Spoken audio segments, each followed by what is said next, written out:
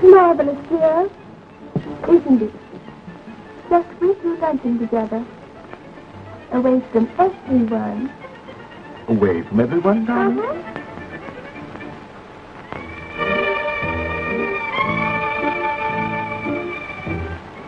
Well, the only people who have not arrived so far are your husband and my wife.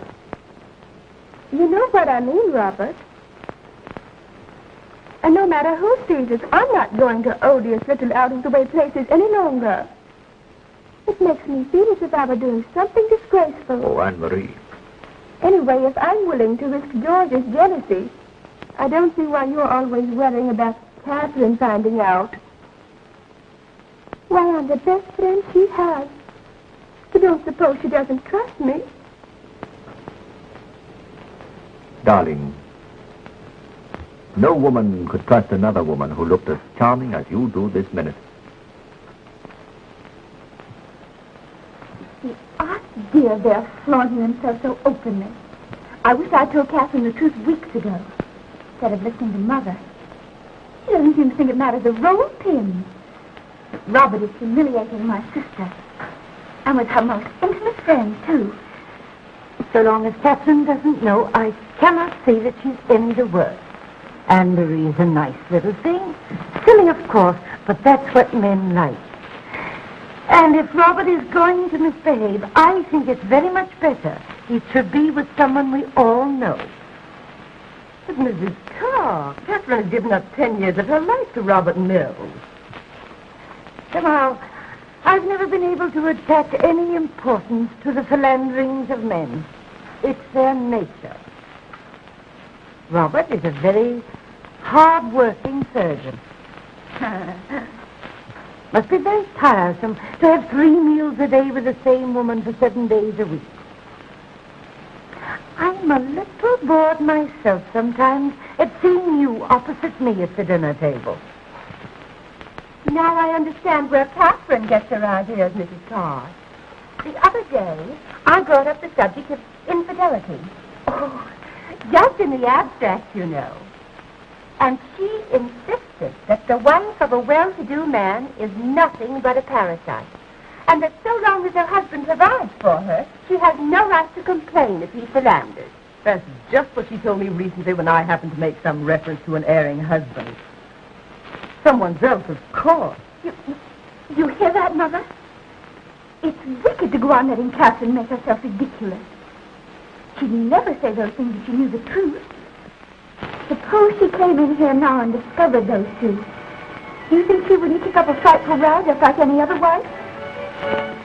Apple, have you got a paper for me? I'm finished. I'm very sorry, Mrs. Mills, but every table is occupied.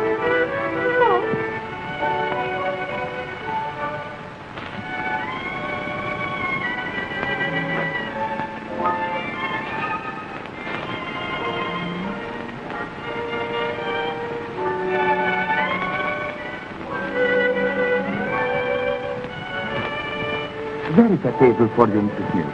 I shall have it ready for you in a minute.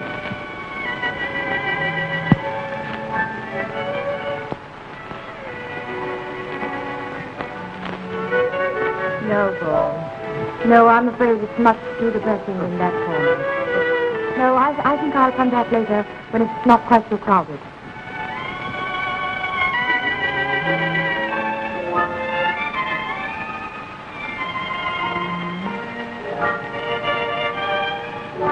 Good afternoon.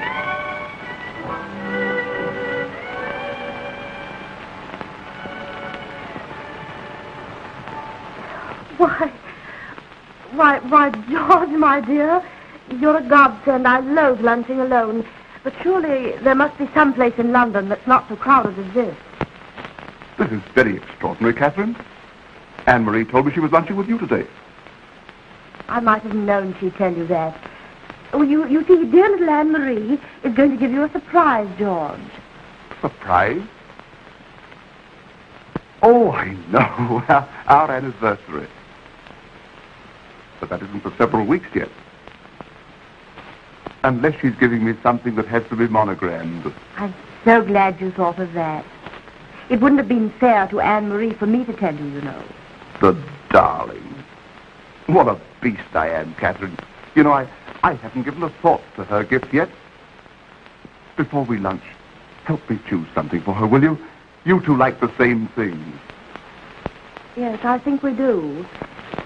And it must be something unusually nice, George, to make up for all your suspicions. You're so silly, my dear. If Anne-Marie ever deceives you, you'll find out soon enough. As a matter of fact, it's almost impossible to avoid being told these things. One's friends and relations, you know, come along. I'm simply famished. I must have somebody about anything else.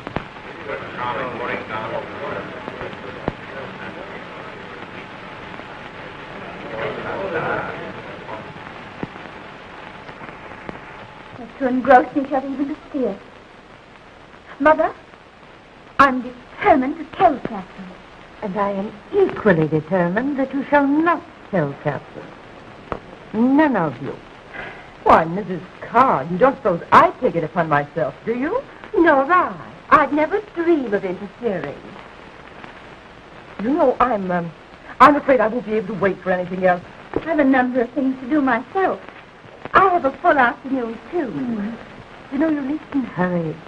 Catherine told me she wouldn't be home until tea time. Waiter. 4 ices, please. And some of those little cakes. The indigestible ones.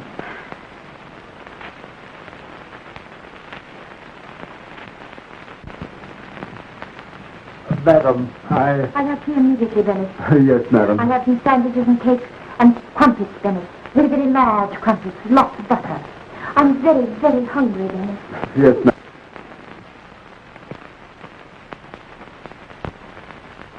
Isn't it odd that we all happen to drop in at just the same time? Such a coincidence, my dear.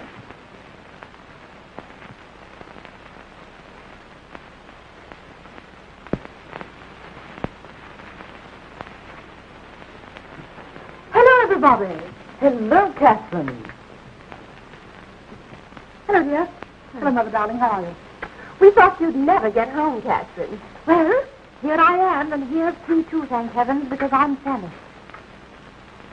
You know, the funniest thing, Mother, I kept running into them all day. Helen at the hairdresser's, Margaret at the dentist, and I would have run into Alice at work, but I cancelled my fittings. Well, I imagine we all want to know about the same thing, Catherine. There's something you should know.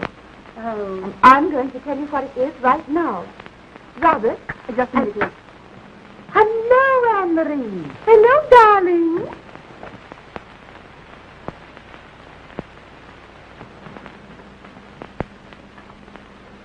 Oh, I didn't know there was a party. I'm just going, Mrs. Whitley. I think I'll run along, too. Wouldn't you like a cup of tea, Thank you. I can't imagine why you're all rushing off like this. I'll see you soon again, Catherine. Goodbye. Bye-bye, dear. Goodbye, Catherine. Do give me a ring for a good chat when you have a minute. I will. Goodbye. I'm so glad you dropped in, Anne-Marie. Yes, so am I, dear.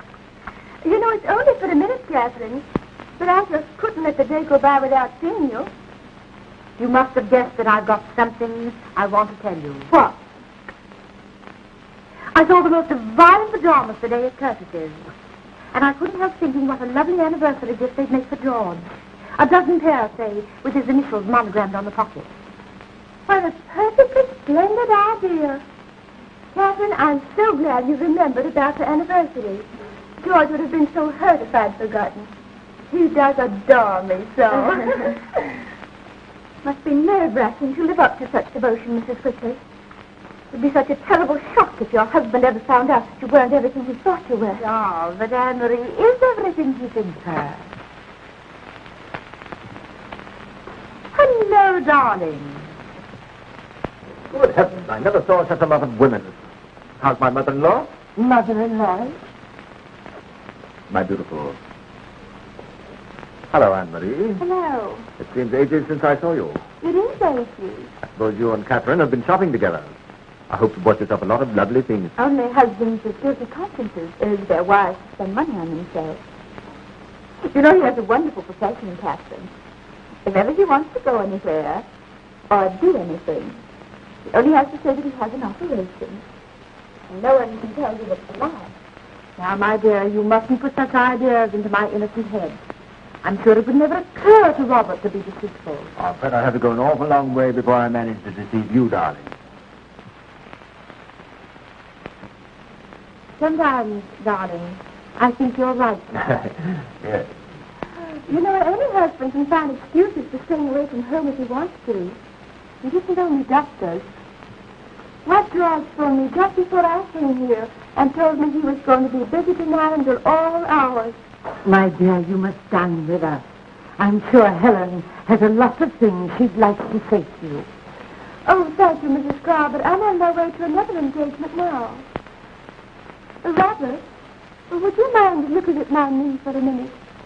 It's been rather painful for the last day or two. Why, certainly not. I know those kneecaps are treacherous things when once they go wrong. Oh. Come to my consulting room. Goodbye, Catherine, darling. Goodbye. Goodbye. I've got to get out to Robert's office when he's through with me. Robert. Oh, goodbye, Anne-Marie. Goodbye, my dear. What's the matter with her knee? It slipped. When it slips, I suppose she falls. Catherine, you really should know. Just a moment. What is it, Benny? Mr. Carl Craney to see you, madam. Oh, I thought this was a home, not a hotel. See you later, Mother. Until tomorrow, Angel. Ask Mr. Crayley to come in and have him waiting here, Bennett. Come along, Mother. No, but who is this? Come on, quick. I'll get it.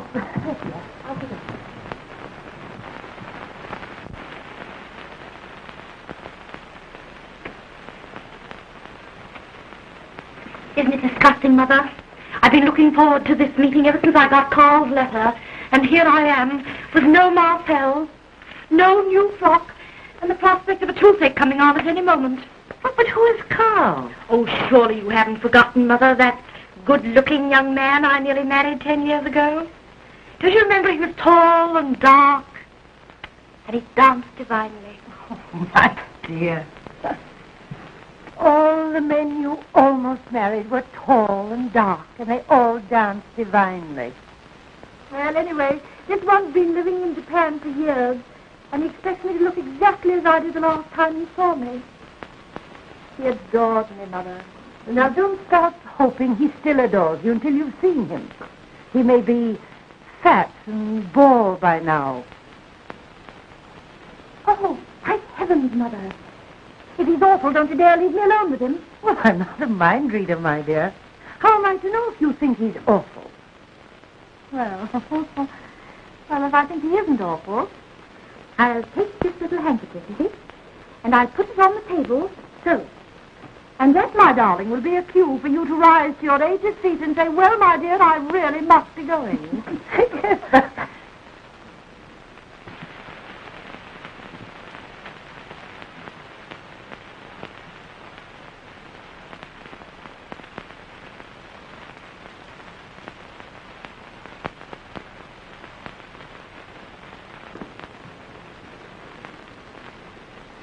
It's nice to see you again, Carl. You don't know how nice it is to see you, Catherine. You remember my mother? Oh, yes. I'm sure she doesn't remember me. Oh, but I do, though. Japan seems to have agreed with you.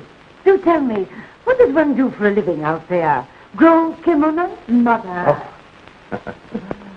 No wonder you have such an entertaining daughter, Mrs. Carr. Two, in fact. I suppose little Helen is out now, huh? Yes, little Helen has come out and gone in again. She was just a child when I last saw her. It seems hard to realize that we've all grown up, particularly when I find Catherine looking even lovelier than she did 10 years ago. Oh, do you think so? I'm so sorry. I really must be going now. Oh. Goodbye. I do hope I shall see you soon again. Well, thank you very much. Goodbye. Don't got to rush away, darling. But, yeah, I couldn't remember whether the handkerchief meant to go or to stay. Well, let's sit down here and be comfortable. Shall we? So many things I want to ask you, Carl. You're married, of course? No. No? No, I never want to marry anyone but you, Catherine. Oh, come, Carl. Now, you're not going to tell me that you've never been in love with any other woman. Well, no, I shan't say that. But it was always you I loved in the others, Catherine. One because she had hair like yours. Another because her smile reminded me of your smile. Oh, don't, Carl. You make me feel young again. Young and absurdly happy. Ah, you make me feel young and absurdly happy too, Catherine. I hope you're going to let me see you often. No, Carl. No, the fates are against us. You see, if you were fat and bald, I shouldn't want to see you, and because you're not fat and bald, I'm afraid to see you. Oh, but why? I promise not to make love to you, if that's it. Ah, but I might make love to you. Shall we say, in case it might make Robert jealous? That sounds like a woman who's very much in love with her husband, my dear. Are you? Well, Carl, I love Robert very much.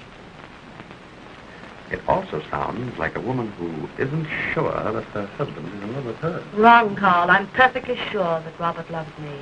But, of course, the important thing is to make him sure. Catherine, are Now, you don't telling be me... alarmed, Carl. I didn't mean to bore you with my worries. Well, as a matter of fact, I haven't got any. Why did you say what you did about making Robert jealous? Perhaps because every husband, even as perfect a one as Robert, needs some incentive to keep on loving a wife with whom he's lived for 10 years. Don't you agree with me? I'll even agree to be the incentive, my dear, if it'll help you. No, Carl. You're far too nice to be used like that. Oh, And just so that I won't be tempted, I'm going to send you away from here in exactly 30 minutes. Forever. Oh, but Catherine, you... Robert. Hello, Robert, dear. My sweet. You remember Carl Cranley, don't you?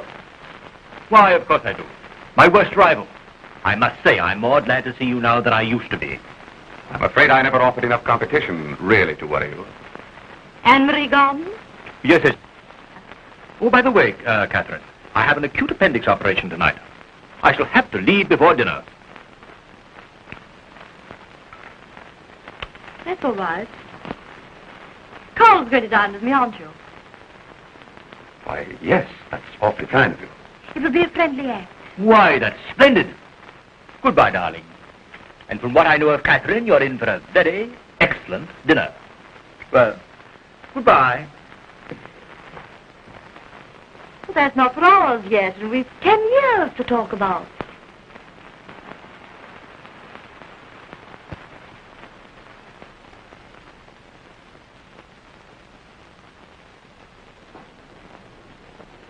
Don't be silly, Robert. Do come up.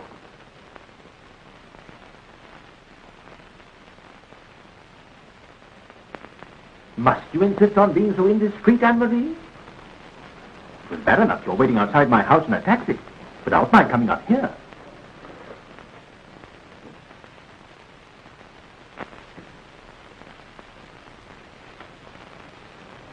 Don't be angry, darling. What if George does find out you've been here? He's much too anxious to believe in me to say anything about it. Oh, yes. And think how cozy it's going to be. We'll order dinner sent in, and you can spend the whole evening with me. No. We're going to dine out, Anne-Marie. I told you that once. I feel awkward here, uncomfortable. If you hadn't insisted on changing your frock, I shouldn't have come up here at all. All right, darling. I'll only be a minute.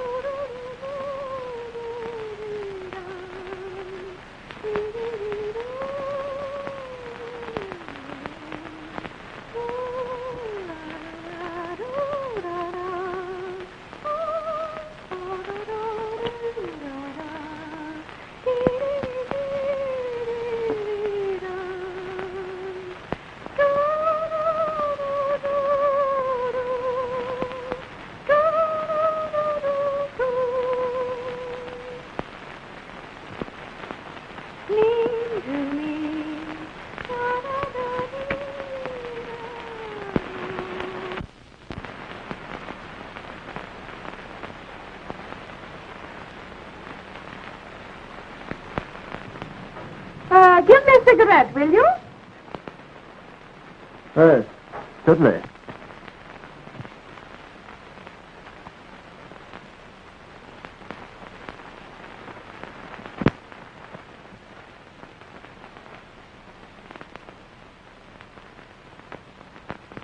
Put on that navy blue tailor's suit, will you? Catherine thinks that's one of your nicest costumes. All right, darling.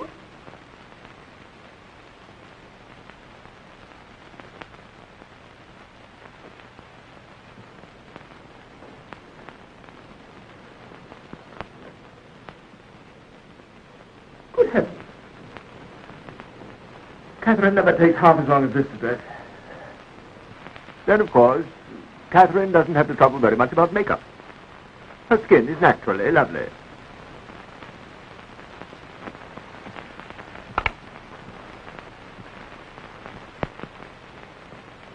That's enough about Catherine for one night, Robert. You act as if she were the other woman in the case, and I were your wife. Anne-Marie, as your doctor, I prescribe food in a hurry. Hunger is notoriously bad to the disposition.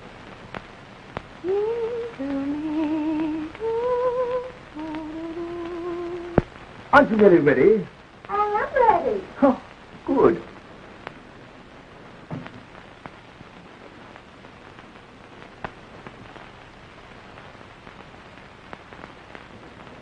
Anne-Marie, I told you we were going out for dinner.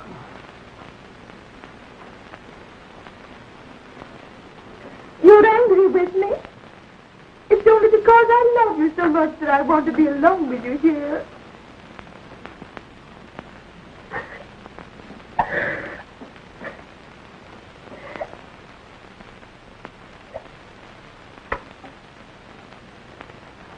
Don't be silly, Anne-Marie. I'm not angry with you.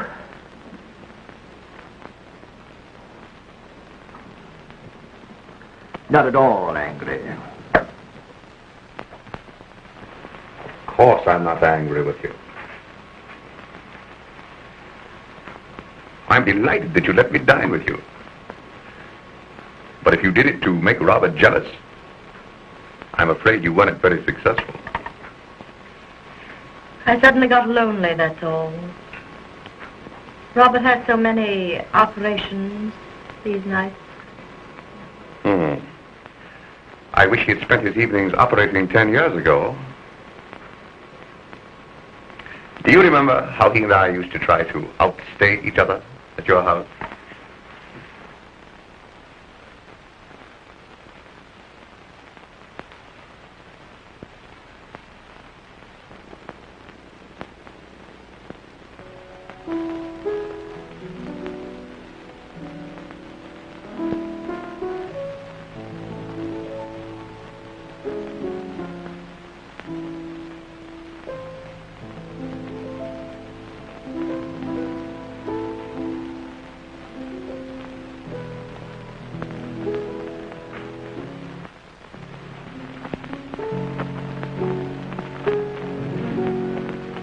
Catherine, that's that old thing I always used to love so, isn't it? Yes, I thought I'd forgotten it.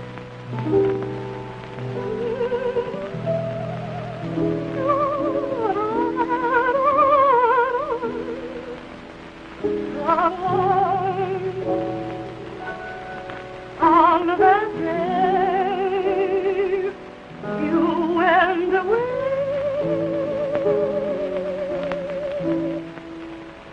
Then it was that life and I stood still in a tender veil of memory. Catherine, I love you. Now, Carl, it's useless to talk like that. I can't hear you above the music. I love you 10 times more than I ever loved you before. There has never been anyone in the world for me but you. I worship the ground you walk on. I would give... Oh, Catherine, please. I'm not trying to make love to you. Well, I don't know what you're trying to do, then. I only want you to know that if you ever need me, it will be my greatest happiness to help you. Oh, Carl, dear. If I ever need help, I'll come to you. But I hope I won't.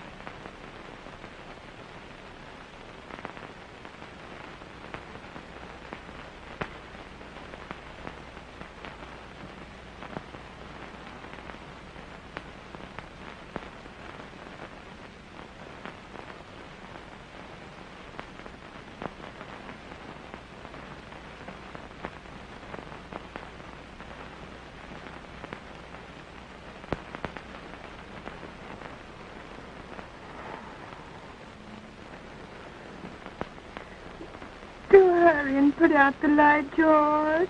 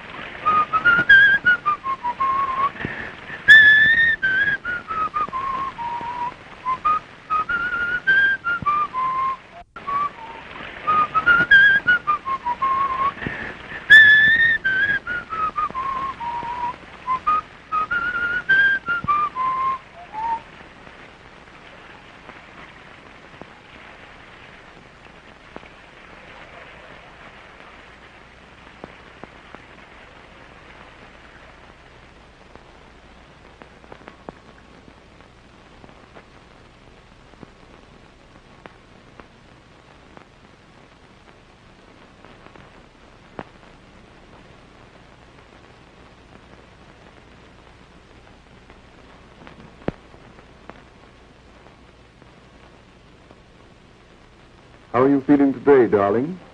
Never better, George.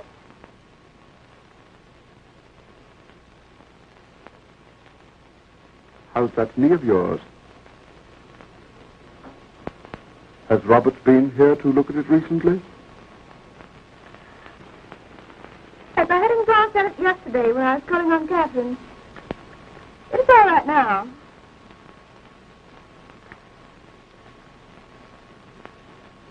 Give me a cigarette, will you?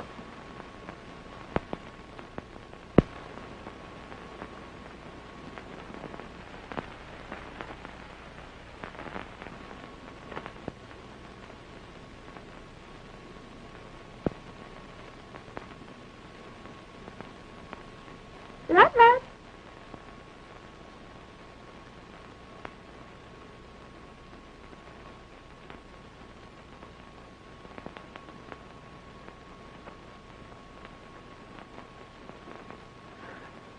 Don't sit over my shoulder, George. It makes me nervous.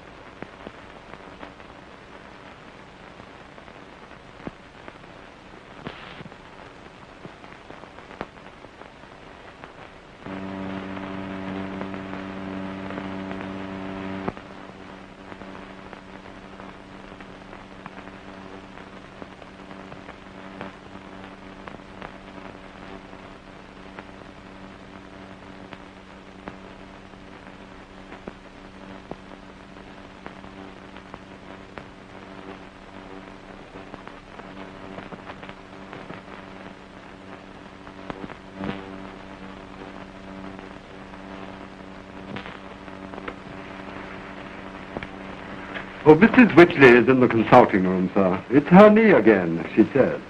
Well, tell her to wait a minute, will you? I'm looking for my cigarette case. The office is getting too crowded with patients, Bennett. Tell Dr. Mills you'll find him in the library. I'm sure he won't mind. Oh, there you are. Good morning.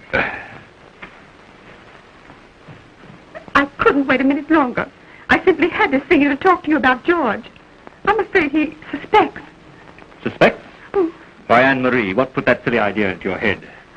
Why, he went around slamming doors all morning. And then he actually left the house without kissing me. Well, He never does that unless he's simply furious, Robert.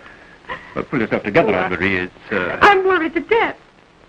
If he ever found out and told Catherine, I'd simply die of shame. Now, come. After all, she's my greatest friend. Oh, yes. And I'm absolutely devoted to her.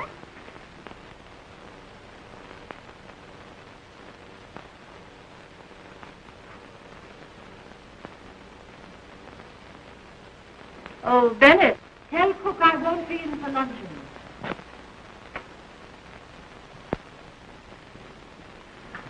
Tell me, does your knee hurt when it's in that position? Oh, dreadfully. I'm afraid 'twill be much yet before it's any better. Mm-hmm. Hello there. Hello, Catherine, darling. It's my knee again. Oh, And Robert's office was so crowded, do you mind? not a bit. As a matter of fact, I wouldn't be surprised to see Robert operating in any room in the house. By the way, darling, I'm so sorry, but I looked everywhere for that cigarette case and I couldn't find it. But I shouldn't worry about it if I were you. It's sure to turn up when you're least expecting it. Good morning, Mr. Whitley.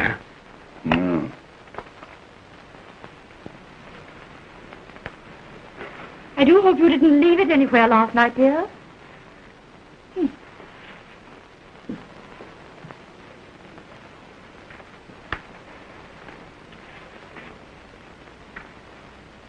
How very odd. Why, what's the matter, Catherine? Tell him I'm not... Why, George. Oh, how nice. Anne-Marie, come here.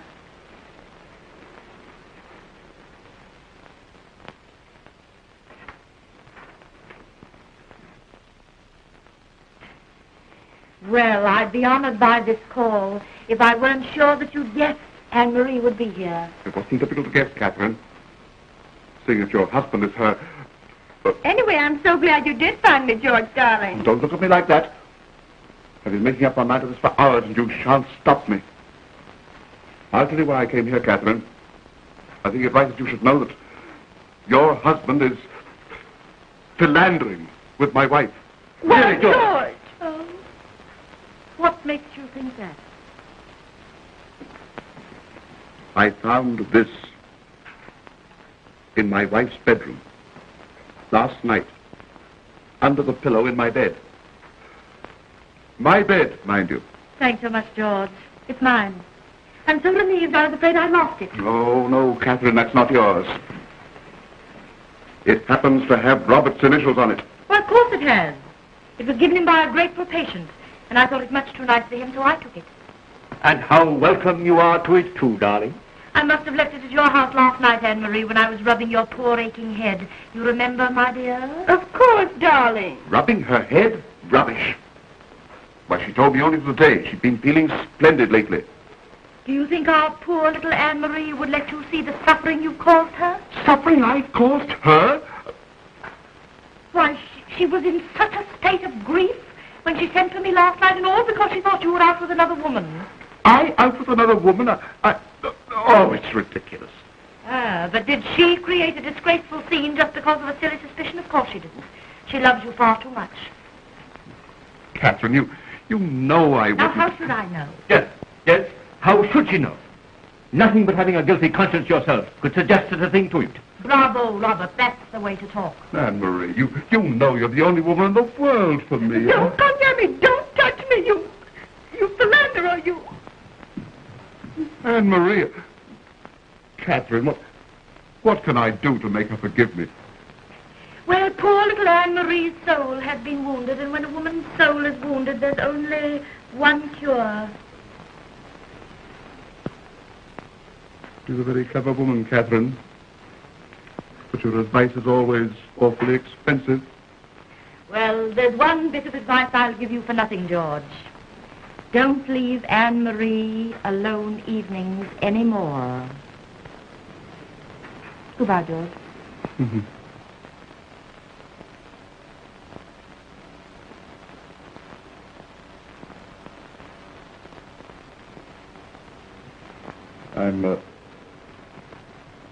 I'm awfully sorry, old man.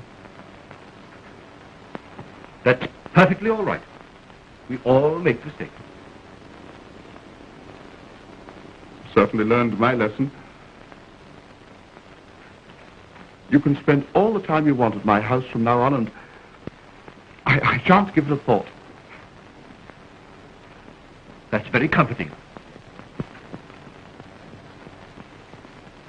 Goodbye.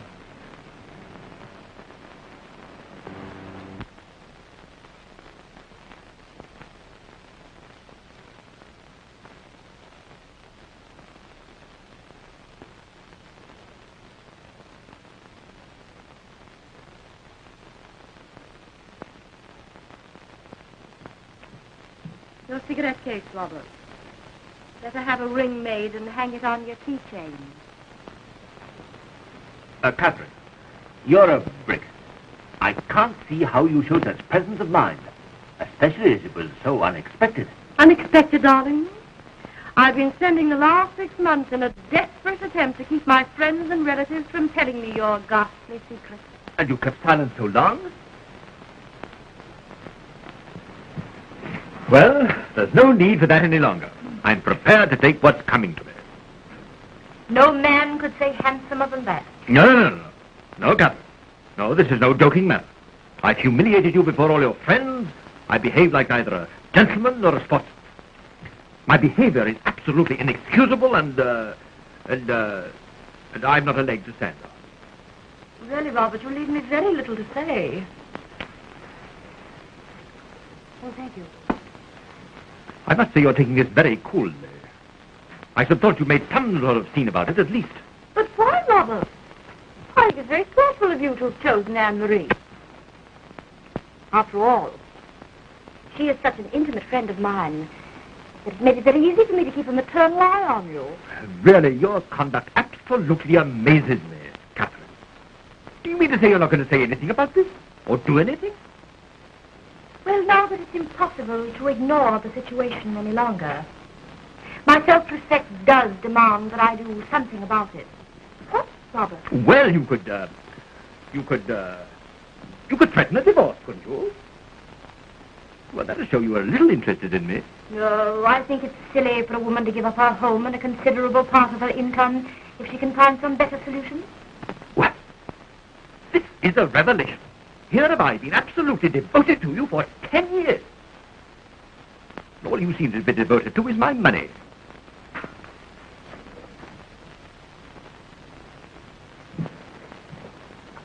On the contrary, Robert, I wish you'd never had any money.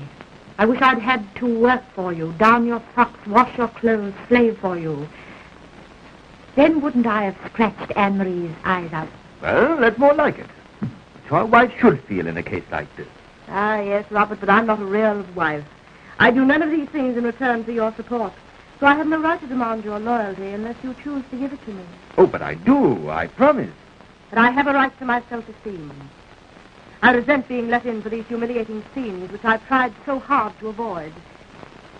So, really, Robert, I'm afraid you'll have to be punished a little. If only to teach you prudence. What do you mean, Catherine? What is it, Dennis? Mr. Crayley has called, madam. Oh, tell Mr. Crayley I'll see him in the drawing room, will you?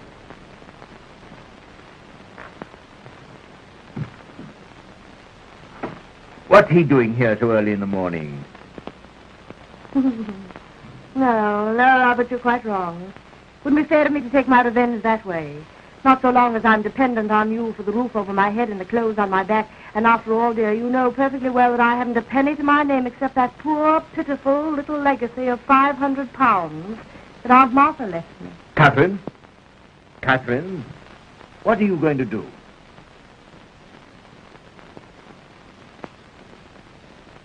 I don't know.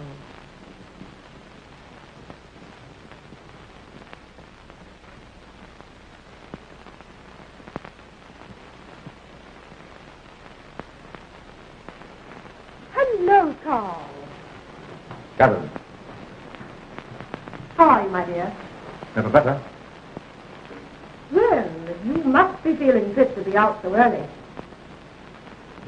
I'm on my way to Lingfield. Thought I might persuade you to go with me. Thank you, Carl, but I'm not feeling up to races today. But you can't afford to refuse, Catherine. I'm awfully lucky. Pick the winning horse every time. Sorry. Oh, better reconsider. If you follow my advice, you win a fortune. Win a fortune. You must be a mind reader, Carl. You know, I've just been talking to Robert a few minutes ago about what I'd do if I had some money of my own. Wait till I get my hat and my £500, will you?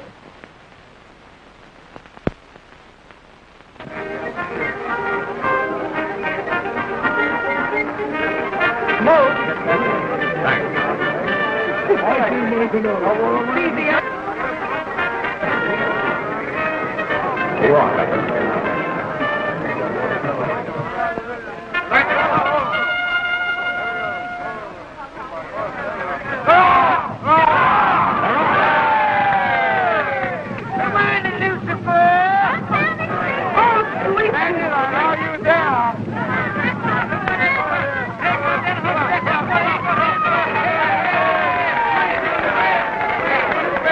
Your horse wins.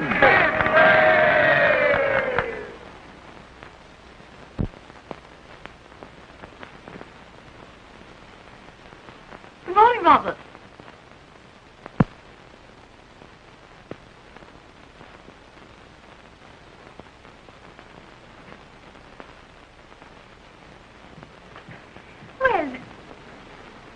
Well, my dear, you're looking positively haggard. Didn't you sleep well last night? A fine chance of my sleeping with you out half the night. I didn't know. You might have been killed. But I telephoned Bennett to tell you I was dining with Carl, didn't he tell you? Yes, but until now, your appetite has never led me to suppose that you'd keep eating till 2 a.m.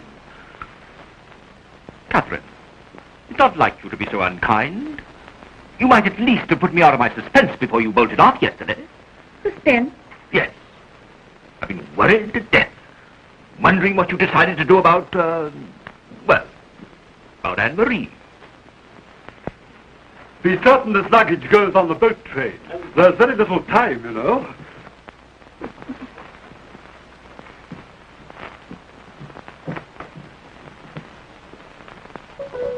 Catherine, you're not leaving me. Oh, no, dear, just for a little holiday. I thought a few weeks in Italy might do miracles for me.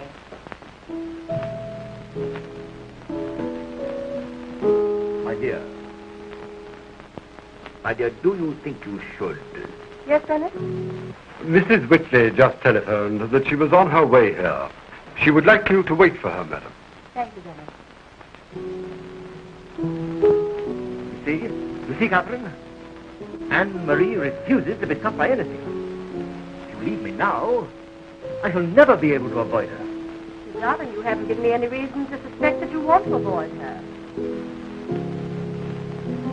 Do you think I can ever look you in the face again unless everything between Anne-Marie and me was definitely finished? You fed up, Robert?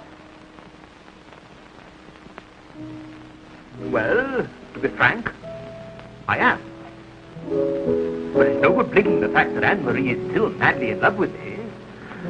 However, the sooner the break is made, the quicker she'll forget. I think you're perfectly right, darling. So when Anne-Marie comes, I'll think of some excuse to leave you two together, and you can tell her.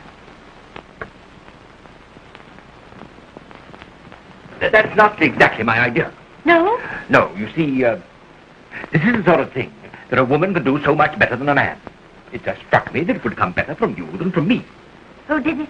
Yes, you see, it's quite easy for you to say, well, you know the sort of thing. You have your self-respect to think of, and that Anne-Marie must either give me up, or you'll raise the dickens. Yes, I know, dear. But what if she bursts into tears and says she can't live without you? I should probably feel so sorry for her that I should say, well, hang it all, keep him. Oh, Catherine. And you wouldn't play me a dirty trick like that, would you? Don't you worry, darling. You run along and I'll break the evil tidings to Anne-Marie. Catherine, you're a perfect brick. Mm-hmm. But you'll let her down gently, won't you? I wouldn't want to hurt her feelings. Oh, of course not, darling. But make it quite definite. You leave it to me. Mrs. Mills is waiting for you in the drawing room, Mrs. Whitley.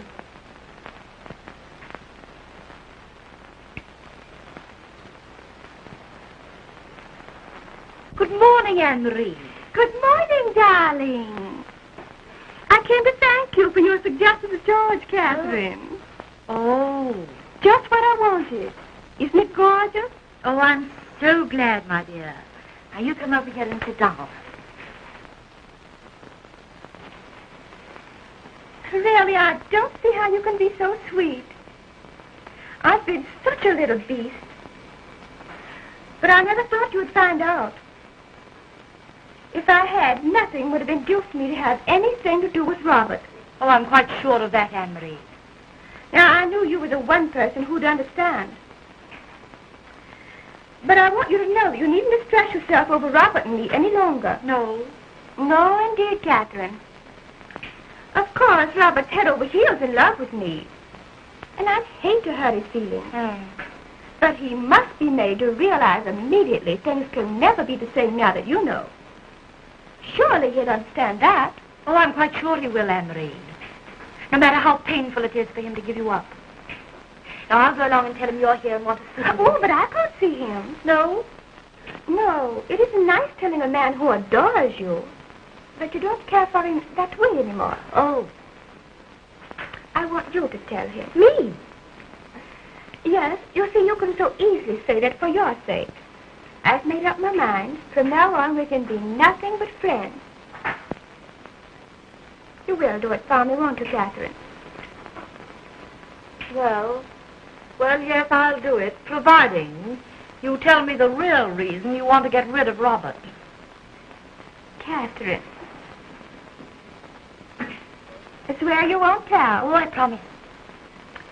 Well, last night I met the most divine young man. He never took his eyes off me the whole evening. I don't know what's going to happen, Catherine. Well, I think we can both give a pretty shrewd guess.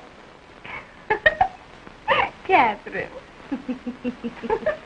Now, you run along, Anne-Marie, and I'll break the news to Robert. Goodbye, darling. Goodbye, Anne-Marie.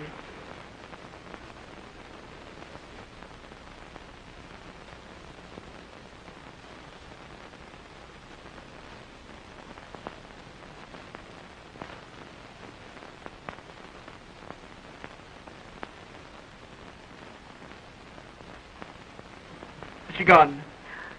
Broken-hearted. Oh, but she's a brave little thing, Robert. Should have seen what a stiff upper lip she kept. Oh, I shouldn't waste too much sympathy on her, Catherine. That type of woman is incapable of true affection. She didn't fool me for a minute. Yeah, well, I think perhaps I'd better be getting my things on. Catherine, I wonder if you'd mind postponing your holiday for a little while until I can go with you. I quite like the idea of your traveling alone. Oh, but I'm not going alone. Didn't I tell you? No. Oh, I thought I did. Oh, I'm going with Carl. No, you didn't tell me. Who else? Nobody.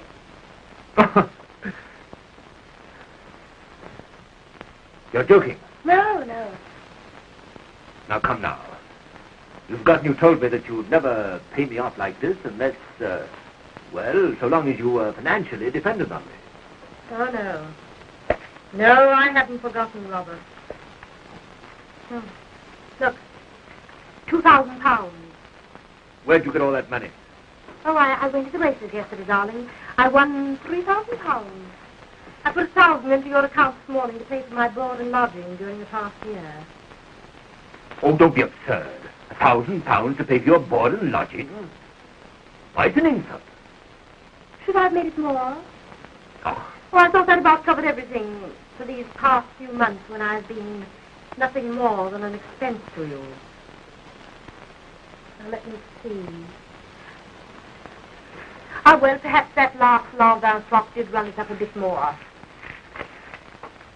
Oh, Catherine, you should be ashamed. On the contrary, Robert, I'm delighted.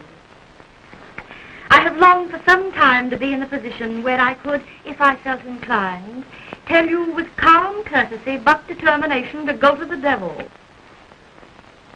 Well, why don't you tell me to go to the devil, then? Well, haven't I, darling? Or perhaps you think this little holiday with Carl means that I'm going to the devil. What makes you think that I shall stand for such an outrageous thing, Catherine? Chiefly the fact, my dear, that you can't possibly prevent it. Tell me something honestly. Do you love Crayley? Did you love Anne-Marie? Oh. Well, what sort of a man is it who eats a fellow's food and drinks his wine and then makes love to his wife behind his back? A man rather like you, I should say, Robert. I see you are determined to drive me to desperation. I shall break something in a minute. Break that brown vase your Uncle Henry gave us for a wedding gift.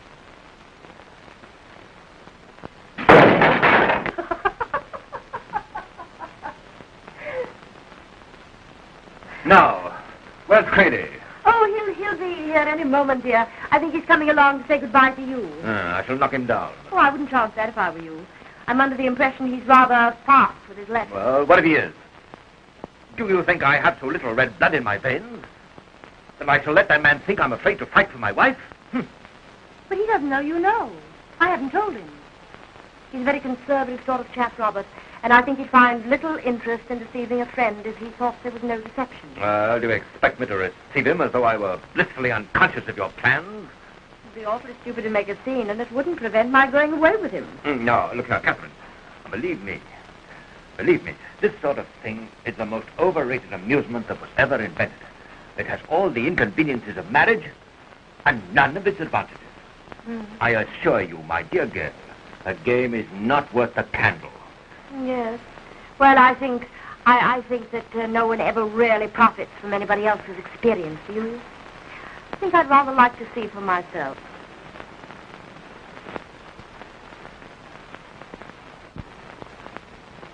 Mr. Crayley, madam. How are you, Carl? Oh, Bennett. Get my luggage downstairs and put it on a taxi, will you? Very good, madam. Are you going away, Catherine? Yes. Yes, I'm going to Italy for a few weeks. No. It must be a great surprise to you. It certainly is. Are you going alone? Oh, yes, quite alone. Well, isn't it rotten that you can't go along? Yes, I quite agree with you. It is, rough. Oh, sit down here, Carl, and stop feeling sorry for him. I'm sure Robert thinks that all husbands would be better off with an occasional holiday away from their wives. He's just pretending he's going to be lonely, aren't you? Well, if I do get lonely... Sorry, dear. I say, if I do get lonely, I'll call on you to dine with me sometime, Quayle. I'm terribly sorry, old man, but the truth is that I'm going away, too. No. Well, what decided you to make up your mind in such a hurry? Well, you see, I'm afraid I may not be able to get away from Japan again for several years. And I do want to see something of the continent before I return. Oh, so you're going to the continent, too? Yes. Well, then I take it that you'll see something of Catherine. Oh, no. Still, if you hear of us meeting, don't be surprised. You see, I do have to go to Italy in order to get my boat to Japan. It sails from Naples, you know. Yes. Yes, I thought so. Well, I think I'd better take myself off. Catherine, it's been marvelous seeing you again. Uh-huh. You don't know how trying she's been to me, Mill. I can guess. And you've been awfully decent, too, to let me see so much of her. Oh, don't thank me. It is a great comfort to Robert to have someone take me out when he was away on one of his many operations, wasn't it, darling? Yes, darling. Oh, I'm awfully happy if I was able to make myself useful. Don't forget me entirely, will you? No, we're not likely to do that, are we, darling? No, darling. And if you do have a moment, you will write me, won't you? Of course we will. We'll both write, won't we, darling? Yes, darling. That's a promise. Mm-hmm. Well, goodbye, old man. Thanks for everything. I can't tell you how sorry I am to see you go off like this. Goodbye, Catherine. I know you're going to have a wonderful holiday. I know you are, too, Carl. Goodbye, my dear. Goodbye, Catherine. Have a good time. I'll go to the door with you.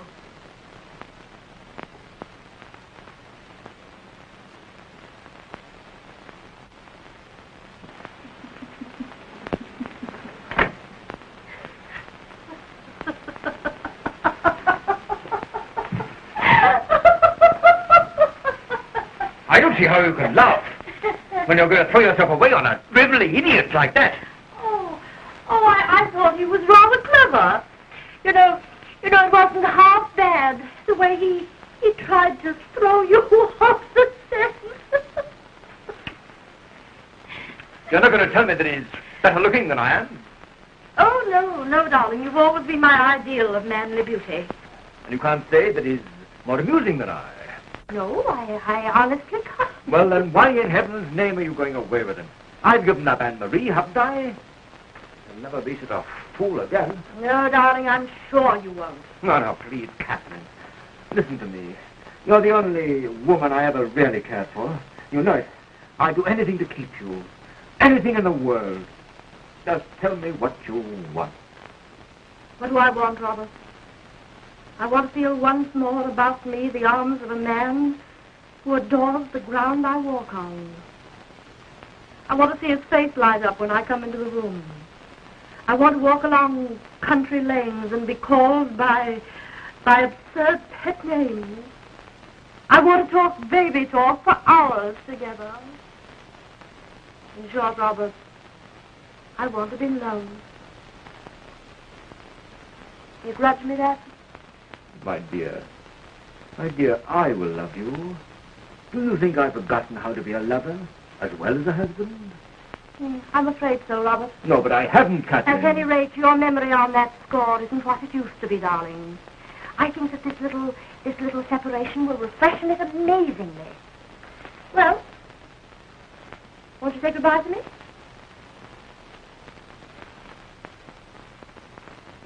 All right. I'll be back in 6 weeks. Back? Back where? Here. Do you think I'm going to take you back? Why not? Don't you know I can divorce you? Yes. But you see, I took the precaution to marry a gentleman. After all, Robert, I didn't threaten to divorce you. Anyway, I feel that when we've had a little talk afterwards, I can convince you that I've acted wisely. Well, shall I come back? No, you are the most maddening, willful, capricious, wrong-headed, delightful, fascinating wife a man was ever cursed with. Yes, you devil. Come back.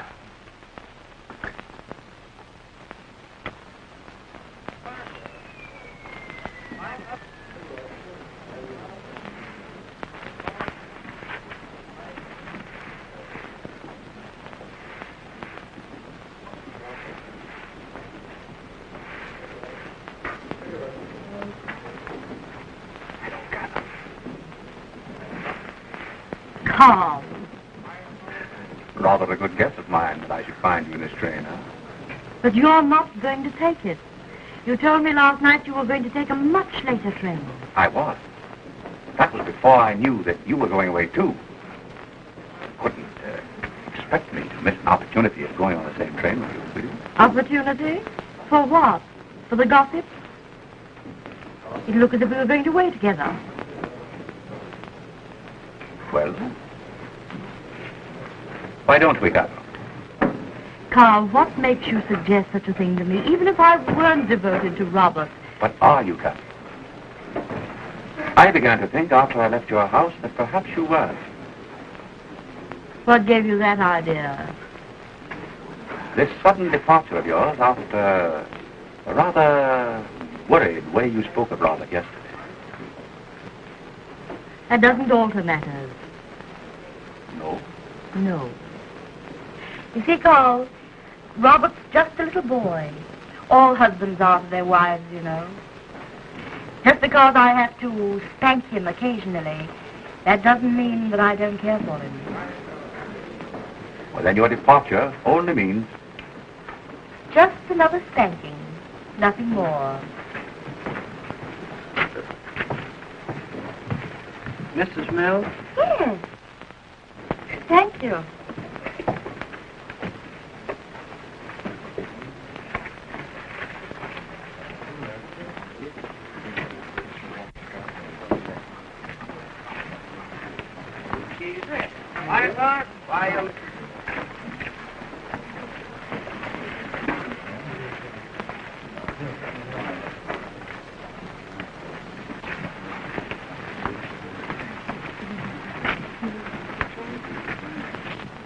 I judge from that, Catherine, that this is probably the last spanking Robert will ever need.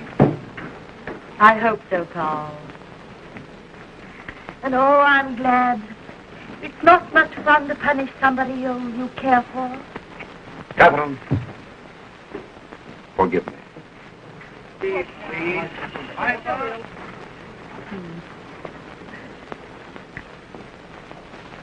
Goodbye, Catherine.